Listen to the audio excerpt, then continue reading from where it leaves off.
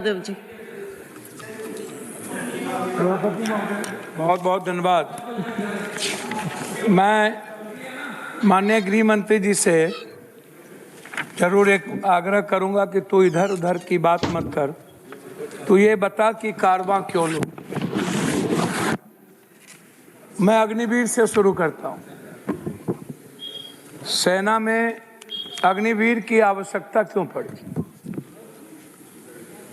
और जब आप किसी भी तरह के सेना को, सीपीएफ को, किसी भी मनोबल को कमजोर करेंगे तो देश की सुरक्षा वह अपने जान पर जोखिम लगा करके नहीं करता। वह भारतीय है कि वो मरने की तैयारी में रहता, लेकिन जब सुरक्षा की भावना आर्थिक रूप से रहेगी, पारिवारिक रूप से रहेगा, उनके जीवन में आने वाली जो उनकी पीढ़ी है हम उनको सुरक्षित नहीं करेंगे तो उनका आत्मसम्मान भी घटेगा और देश के प्रति जो जुनून और पागलपन है उस पर कमी आएगी। तो अग्निवीर जैसी चीजों को देश के हर युवा चाहते हैं कि अग्निवीर को वापस लिया जाए। यह सबसे महत्वपूर्ण मुद्दा है। दूसरा मुद्दा मैं आपसे यह पूछना चाहूंगा कि पुलवामा हुआ, पुलवामा में विभिन्न स्टेट के सैनिक शहीद हुए। उस शहीद के बाद, पुलवामा के बाद आपने क्या जांच की? उस जांच में क्या हुआ? आपने आज तक नहीं, हमारे परिवार के लोग हैं, चिंता मत करिए। विचारों की बात है, व्यक्तिगत बात नहीं है। मेरी बात बोलिए ना पप्पू जी, समय क्यों आप? मेरा रिक्वेस्ट इसमें यह है कि आपने उस वक्त भी कही पुलवामा के बाद कि जब घटना घटित हुई तो एक जांच कमेटी बनी। वह आरडीएक्स कहां से आया, कहां कौन गायब हो गया, कौन लोग उसमें थे, उसके पीछे किसकी भूमिका थी?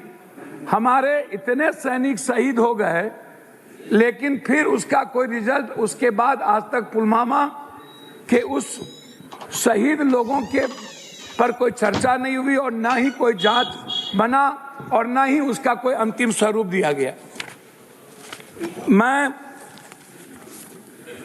दूसरी बात करना चाहूंगा, सभापति महोदया जी की यह सरकार जब से आई है सभी तरह के संस्था और व्यवस्था पर ये अधिनियम ला करके ये उस पर कब्जा करना चाहती है। यह डायरेक्ट, यह कोई डेमोक्रेसी नहीं है, ये सिर्फ बिल लाते हैं, बिल। यह इनको लगता है कि लोकतंत्र को हम पूरी तरह से हर संस्था और व्यवस्था पर कब्जा करके हम इस देश को एक दिन हिटलर और चंगेज खां के रास्ते की ओर ले जाए। एक तो यह सबसे बड़ा बात है।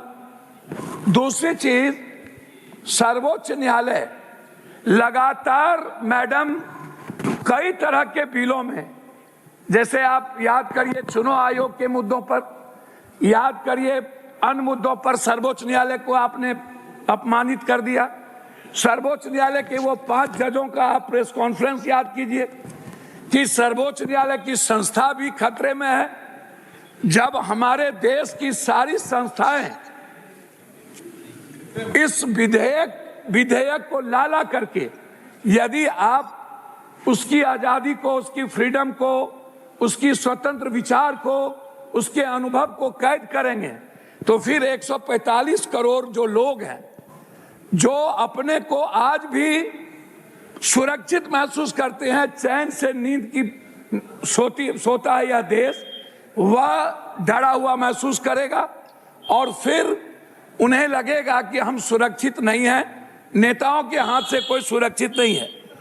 मेरा इसमें आपसे आग्रह यह है कि आप हमें इस बात को बताएं, पहलगाम हुआ या जितने सैनिक मरे, शहीद हुए, आप हमको यह बताएं कि आप कितने सैनिक को पेट्रोल पंप दिया, आपने कितने सैनिक को आप जितना रुपया गछे कितने को मिला, कितने परिवार के सैनिक के परिवार सुरक्षित है।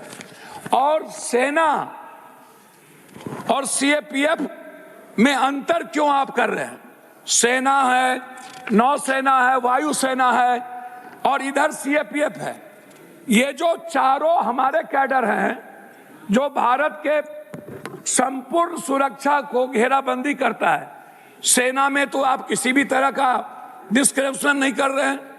जब सेना में आप नहीं कर रहे हैं तो सीएपीएफ जो आप के लिए कंप्लीट रूप से ना जाने कितने आत्महत्या कर लिए, कितने लोगों ने अपना जीवन दे दिया, कितने लोग बिना घर के हैं, बिना उसके बच्चे एजुकेशन के हैं, उनके लिए कोई एजुकेशन नहीं है, कोई किसी भी तरह की बाद में उसको सुरक्षा नहीं है। लेकिन आप लगातार आईपीएस को आप दीजिए, आईएएस को दीजिए, लेकिन उनको दीजिए पॉलिसी में, उनको उनके शरीर पर मत बैठाइए।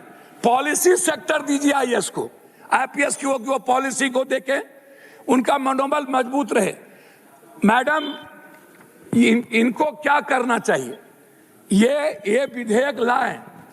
क्या हुआ? एमएसपी वाला विधेयक लागू हुआ क्या? आज तक भारत के किसान की क्या स्थिति है? मेरा रिक्वेस्ट इसमें यह है कि मैडम आप तुरंत घंटी बजा देते हैं कि आपसे मेरा सिर्फ ये एक रिक्वेस्ट ये है आपसे कि जितनी मुनाफाखोर लोग हैं, चाहे वो पदाधिकारी में हो, आप जितने कालाबाजारी करने वाले लोग हैं, आप ऐसे लोगों को जो गरीब लोगों के साथ मेडिकल है, एजुकेशन है, ऐसा बिल लाइए। बिल लाइए इस देश के 90% गरीबों के लिए। बिल लाइए किसी के मनोबल को कमजोर करने के लिए नहीं। मेरा रिक्वेस्ट है आपसे कि आप इस बिल को कंप्लीट रूप से आप ऊंचे कमेटी में भेज दें, सर्वोच्च न्यायालय का सम्मान करें। यदि सर्वोच्च न्यायालय और इस सदन का टकराव हो तो सर्वोच्च न्यायालय के आदेश का पालन हो, ना कि टकराव करने वाली संस्था का। इस बिल को सीएपीएफ के रेस्पेक्ट के लिए और 15 लाख लगभग हमारे उस सेना के लिए जो भारत की सुरक्षा, रक्षा और आत्मसम्मान के लिए मरने का जज्बा रखते हैं, उनके साथ आप अभिजात व्यवहार मत करिए। ये मेरा आपसे रिक्वेस्ट है। मैं आपसे हाथ जोड़ता हूं, इस बिल को वापस ले लीजिए या नहीं तो ऊंचे कमेटी में भेज दीजिए। धन्यवाद।